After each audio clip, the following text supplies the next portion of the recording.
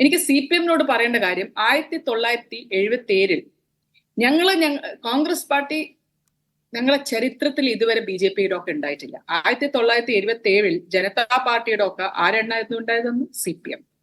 1989-ൽ അന്ന് ജ്യോതി ബാസു ആയിരുന്നു മുഖ്യമന്ത്രി അവിടുത്തെ പശ്ചിമ ബംഗാൾ. ആരായിരുന്നു ജനതാ ദളിന്റെ ഒക്കെ അന്നുണ്ടായത്? VP സിംഗിന്റെ ഒക്കെ, അതും BJP-യിൽ ഉണ്ടായിരുന്നു ആ ജനതാദൾ. ആ ജനതാദളിന്റെ ഒക്കെ ഉണ്ടായിരുന്നു CPM.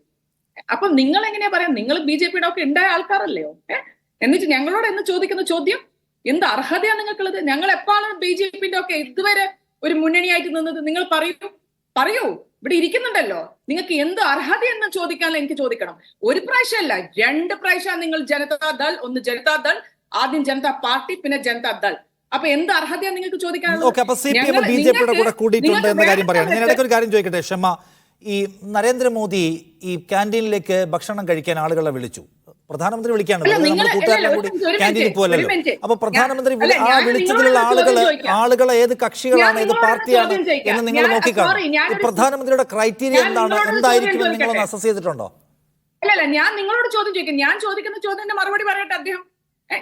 പറഞ്ഞോട്ടെ, ഞാൻ അദ്ദേഹത്തിന്റെ അവസരം വരും. അടുത്തത് CPM-ന്റെ അവസരത്തിൽ അദ്ദേഹം പറയട്ടെ. അടുത്ത CPM-ന്റെ അവസരത്തിൽ അദ്ദേഹം അതിന് മറുപടി പറയട്ടെ. എന്റെ ചോദ്യം ഞാൻ ചോദിച്ചതിലാണ്. അടുത്ത CPM-ന്റെ അവസരത്തിൽ അദ്ദേഹം മറുപടി പറയട്ടെ. എന്റെ ചോദ്യം, മോദി എന്തുകൊണ്ടാണ് ഒരു കോൺഗ്രസ്സുകാരനെ വിളിക്കാതിരുന്നത്?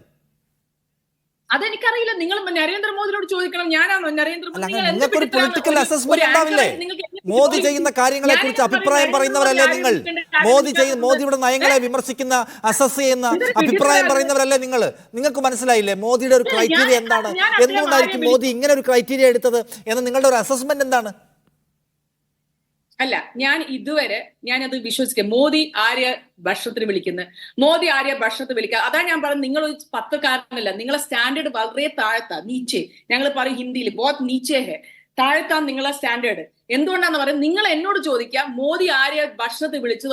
അത് എനിക്കത് വട്ടോ. ഞാൻ മോദിയുടെ പദ്ധതികൾ അതിന്റെ മേലെ ഞാൻ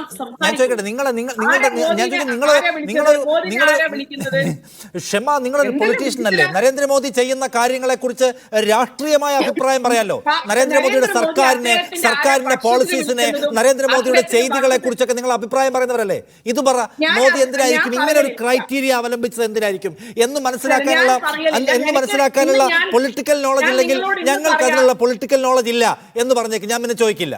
അല്ല, പൊളിറ്റിക്കൽ നോളജ് അല്ല. നിങ്ങൾ CPM-ന്റെ ഒരു പ്രതിനിധിയ നിങ്ങളൊരു പത്രക്കാരനല്ല. എന്തുകൊണ്ടാന്ന് പറഞ്ഞാൽ ഞാൻ കേട്ടു, ഞാൻ പത്രക്കാരനല്ല, ഞാൻ CPM പൊളിറ്റീഷ്യനാണ്, ഞാൻ അവരുടെ ഫണ്ട് വാങ്ങിച്ചിട്ടുണ്ട്. ഇത് പറഞ്ഞല്ലോ, ഇത് നിങ്ങൾക്ക് പറയാനുള്ള കാര്യം പറഞ്ഞു, ഞാനത് കേട്ടു. ഇനി ഞാൻ ചോദിച്ചതിന് ഉത്തരം പറയൂ. നിങ്ങളുടെ എല്ലാ അലിഗേഷനുകളും വെച്ചുകൊണ്ട് ഞാൻ ചോദിച്ചതിന് ഉത്തരം പറയൂ. മോദിയുടെ ആക്ടിവിറ്റീസിനെ പൊളിറ്റിക്കലി അസസ് ചെയ്യാനുള്ള ശേഷി നിങ്ങൾക്കുണ്ടോ ഇല്ലയോ?